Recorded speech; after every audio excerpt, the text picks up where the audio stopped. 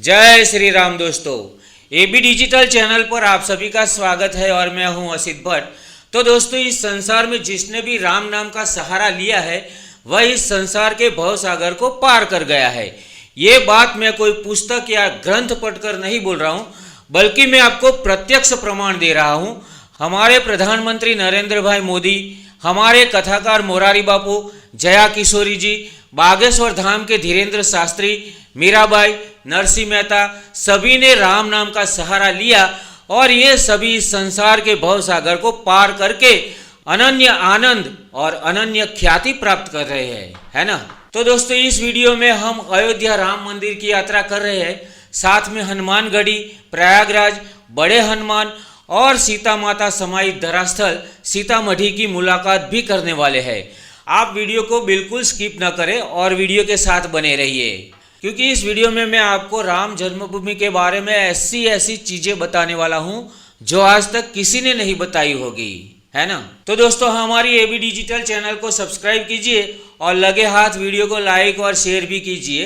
तो चलिए दोस्तों, राम का नाम लेके शुरू करते हैं। तेरे नैन बड़े कजरारे, बादल हो कारे कारे, तेरे नैन बड़े कजरारे, बादल हो कारे कारे, तेरी पाव की पैजनिया पे बलिहार राघव जी, बलिहार राघव जी, तेरी मंद मंद मुस्कनिया पे, तेरी मंद मंद मुस्कनिया पे बलिहार राघव जी, बलिहार राघव जी।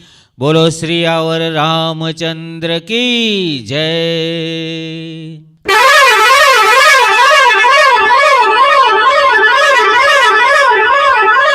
तो दोस्तों, अगले वीडियो में हमने काशी विश्वनाथ धाम की मुलाकात यात्रा की और अब दूसरे दिन हम सब जा रहे हैं अयोध्या धाम। और हम सब ने कुल मिलाकर 3 लग्जरी बसें किराए पे ली है। एक बस में 40 लोग बैठ सकते हैं। इस तरह हम सब 120 लोग अयोध्या जा रहे हैं। और आप देख रहे हैं कि अयोध्या नगरी की तरफ जाता हुआ ये रास्ता कितना सुहाना लगता है ना। काशी वाराणसी से अयोध्या का अंतर 260 किलोमीटर दूर है, यानी कि हमें 5 घंटे का सफर तय करना है। और बस में भी बहुत भक्ति सभर माहौल बना हुआ है, जो कि आप देख रहे हैं। मेरी झोपड़ी के बाग आज खुल जाएंगे,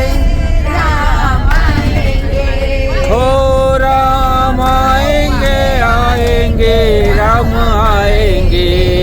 और हम सब अब अयोध्या नगरी में आ गए हैं और यहाँ आते ही एक चौराहे पर अयोध्या के राजा श्री राम की एक बहुत बड़ी कांस्य प्रतिमा खड़ी दिखाई देती है, जो कि आप देख रहे हैं। यहाँ पर हमारे यात्रा प्रबंधक श्री किरण भाई गोस्वामी हमें अयोध्या के बारे में और रामलला के दर्शन के बारे में कुछ एडवाइस दे रहे हैं। तो आप भी सुन लीजिए कि रामलला के दर्शन कैसे करने होते हैं, है ना।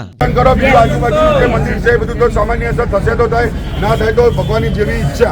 એટલે હવે આપણે અહીંયાથી બધા નીકળવાનું કરો, અહીંયાથી આગળ જાઓ। આવી બધી રિક્ષાઓ પડી છે, 30-30 રૂપિયા રિક્ષા અમે પકડેલી છે। જ્યાં સુધી રિક્ષા જશે ત્યાં સુધી લઈ જશે, એના પછી ચાર્જનું જવાનું છે। जैसे कि हमारे टूर प्रबंधक किरण भाई ने बताया कि यहाँ से हमें ऑटो में बैठकर सबसे पहले हनुमानगढ़ी जाना है। तो हम सब अपनी अपनी ऑटो में बैठकर हनुमानगढ़ी की ओर निकल पड़े हैं। हनुमानगढ़ी तक पहुँचने के लिए ऑटो का किराया एक व्यक्ति का 20 रुपया लगता है।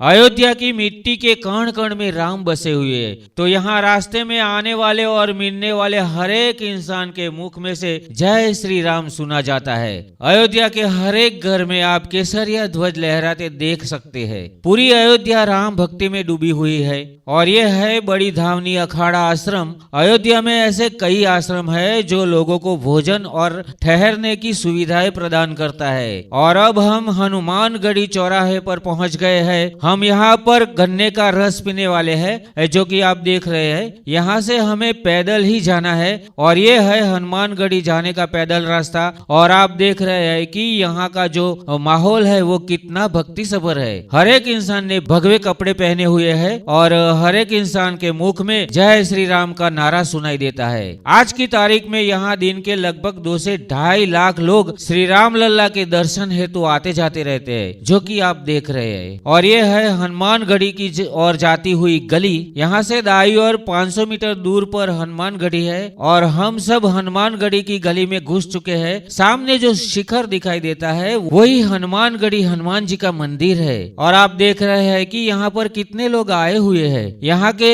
बाजार में खान पान, कटलरी आइटम, प्रभु का प्रसाद, कोल्ड ड्रिंक, मिष्ठान भंडार, श्री राम की पूजा सामग्री, अबील, चंदन, गुलाल, भगवा पट्टा वगैरह चीजें मिलती है। यहाँ पर चुस्त पुलिस बंद है, जो कि भक्तों को आने जाने के लिए सहूलियत प्रदान करता है। और आप देख रहे हैं कि कितनी बड़ी मात्रा में लोग यहाँ लाइन में खड़े हुए हैं। मेरे अंदाज से लगभग 1 लाख से ज्यादा लोग यहाँ पर हनुमान जी के दर्शन के हेतु खड़े हुए हैं। और हनुमान दादा के दर्शन के लिए कम से कम 1 से 1.5 घंटे का समय लग जाता है। अब दरवाजा खुला है तो लोग धीरे धीरे हनुमान जी के दर्शन हेतु आगे बढ़ रहे हैं। मुख्य द्वार से लगभग 200 सीढ़ी चढ़ने के बाद हनुमान जी का मंदिर आता है और हम सब धीरे धीरे ऊपर जा रहे हैं। इतनी भीड़ है कि अगर कोई वृद्ध इंसान हो तो ऊपर जाना थोड़ा मुश्किल भी पड़ सकता है। और ये है हनुमानगढ़ी के हनुमान जी मंदिर। और आप देख रहे हैं कि यह मंदिर कितना भक्ति सभर है। कहा जाता है कि श्री राम लल्ला के दर्शन करने से पहले हनुमानगढ़ी के हनुमान दादा के दर्शन करने आवश्यक होते हैं। यह मंदिर बहुत ही प्राचीन और हजारों सालों से यहाँ पर स्थापित है। मैं आपको पूरा हनुमानगढ़ी मंदिर दिखाने की कोशिश कर रहा हूँ, लेकिन भीड़ ज्यादा होने की वजह से शूट करने में थोड़ी दिक्कत आती है। और अब हम सब हनुमान दादा के दर्शन करके बाहर निकल पड़े हैं। यहाँ से हम सीधा श्री राम मंदिर जा रहे हैं। हनुमानगढ़ी से राम लल्ला मंदिर लगभग 2 किलोमीटर दूर है। दोपहर के 2:30 बजे है और हम सब राम मंदिर की ओर पैदल ही जा रहे हैं। तो भाई मन में एक सोच आती है कि जिस अयोध्या के इस गलियों में हमारे श्री राम घूमे हैं, खेले हैं और अनेक विध लीलाएं की है, उसी गलियारों में आज हम सब घूम रहे हैं। अयोध्या में कई तरह के और भी मंदिर है। यहाँ से वहाँ जाने का रास्ता तो बहुत लंबा होता है, लेकिन ऐसे लगता है जैसे भगवान राम के पद चिन्हों पर हम भी हमारे कदम रख रहे हैं। ये वही अयोध्या की गलियां है जहाँ ब्रह्मांड के सत्ताधारी सर्वोपरि श्री राम घूमे हैं। आप अमेजिंग नहीं कर सकते यहाँ कितना सुकून है। यह स्थान इतना पावन और पवित्र है कि आपको थकान भी महसूस नहीं होती है। बस सबका मन तो आनंद से भरा भरा रहता है। इस मौके पर मैं आप सभी को दिल से कहना चाहता हूँ कि जीवन में एक बार तो अयोध्या जरूर से आइए। और आप देख रहे हैं कि राम मंदिर को जाता हुआ ये मार्ग पर कितनी चहल पहल है ना। और ये है हमारे राम मंदिर के आगे का चौराहा। यहाँ पर यूपी प्रशासन द्वारा सभी जगह पर बैरिकेडिंग किया गया है ताकि ज्यादा आसानी से लाइन लगाई जाए और सहूलियत से राम लल्ला के दर्शन हो सके। यहाँ से बाई ओर की लाइन राम मंदिर की ओर जाती है और हम सभी भी लाइन में लग गए हैं। यहाँ पर जगह जगह पर पुलिस जवान तैनात है और हम सब राम मंदिर की ओर आगे बढ़ रहे हैं। सामने वाली लाइन में जो लोग आ रहे हैं वो सब दर्शन करके आ रहे हैं। यहाँ पर जगह जगह पर श्री राम के पोस्टर्स लगाए हुए हैं और ये है श्री राम के साथ राम मंदिर के साथ सेल्फी लेने का पॉइंट। यहाँ पर हर कोई खड़ा रहता है और अपनी सेल्फी निकाल लेता है। धीरे धीरे सब आगे बढ़ रहे हैं। यहाँ पर जगह जगह पर जल सेवा उपलब्ध कराई गई है और बस यही है हमारे राम लल्ला की जन्मभूमि राम मंदिर।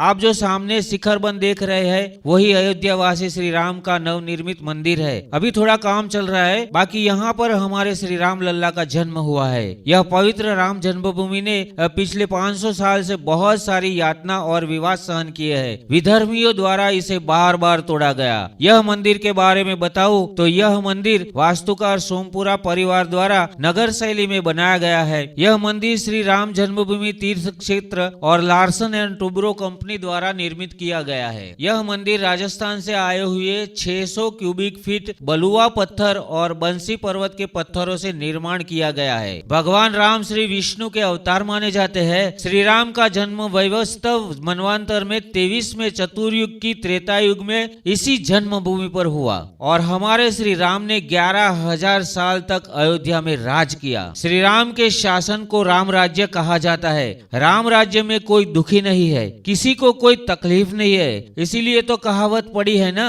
कि राम राज्य और प्रजा सुखी। श्री राम जन्मभूमि के इस पावन पवित्र मंदिर के गर्भगृह में 4.24 फीट ऊंची और 3 फुट चौड़ी 200 किलोग्राम की रामलीला की मूर्ति विराजमान है, जो कि कर्नाटक के प्रसिद्ध मूर्तिकार अरुण योगीराज द्वारा बनाई गई है। श्री रामलल्ला की मूर्ति कृष्ण शिला के काले पत्थरों से बनाई गई है, इसलिए हमारे 5 साल के रामलल्ला श्याम वर्ण के दिखते हैं। इस मंदिर के इतिहास के बारे में बताऊं तो अति तेजस्वी रघुकुल के राजा राम दशरथ की पहली संतान के रूप में भगवान राम का जन्म चैत्र मास के शुक्ल पक्ष की नवमी तिथि को अयोध्या में हुआ और त्रेता युग से इस तिथि को राम नवमी के रूप में सनातन सभ्यता में हजारों सालों से मनाया जाता है। अयोध्या में चारों ओर अपार प्राकृतिक सौंदर्य बिखरा पड़ा है और पूर्ण रूप से समृद्ध है। कहा जाता है कि सुवर्ण से बनी हुई लंका भी अयोध्या की बराबरी नहीं कर सकती। अगर अयोध्या में कोई व्यक्ति जन्म लेता है तो यहाँ की मिट्टी ऐसा संपूर्ण और समृद्ध जीवन प्रदान करती है कि अन्य कोई भूमि प्रदान नहीं कर पाती। और इसीलिए तो पूरे ब्रह्मांड में हमारी अयोध्या नगरी सबसे सुंदर, समृद्ध, सुखमय और भाग्यशाली मानी जाती है। इंद्रदेव का स्वर्ग भी हमारी अयोध्या के सामने फीका पड़ जाता है। सरयू नदी के तट पर बसी अयोध्या का सबसे पहला राजा सूर्यपुत्र वैवस्वत मनु थे। अयोध्या नगरी को साकेत नगरी और अयोध्या नगरी और कौशल नगरी जैसे विविध नामों से जाना जाता है और सरयू नदी के दूसरे हिस्से को श्रावस्ती कहा जाता है।